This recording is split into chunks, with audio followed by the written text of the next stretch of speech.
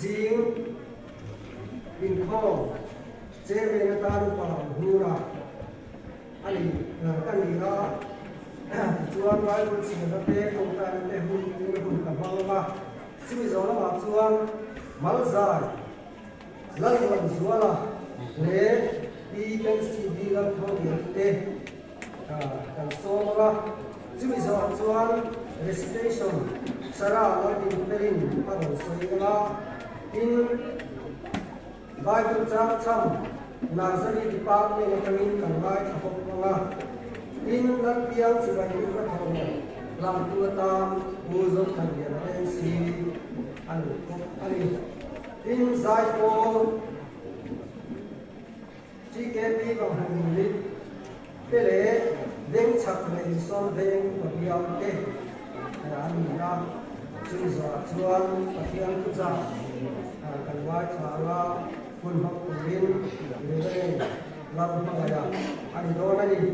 in khom ba na sai khom la hun ba na ni ya ba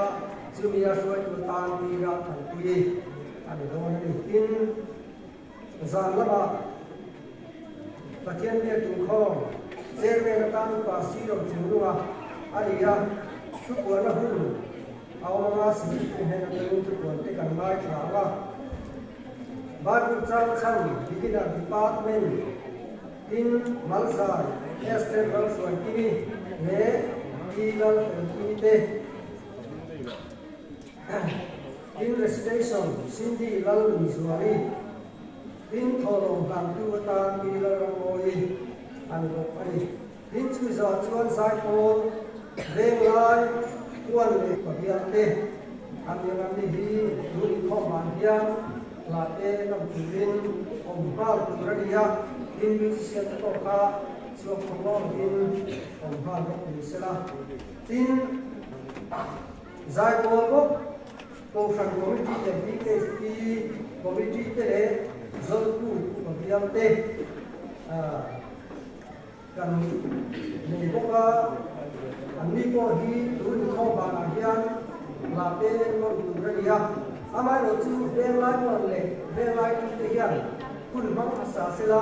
ko san committee te le DKSP te le zol ku te hian le ro chu an so wa kun mang le tu ri ben ko sai ila a tha ro tu sil tu ta ku pa kan le so la ani do na ni in zai ko ba zai ko ku ta ku le ku la a chu ro ta te kha ni ya kan hu han ani chuan musician ko ka he lai kon te ki tong la ya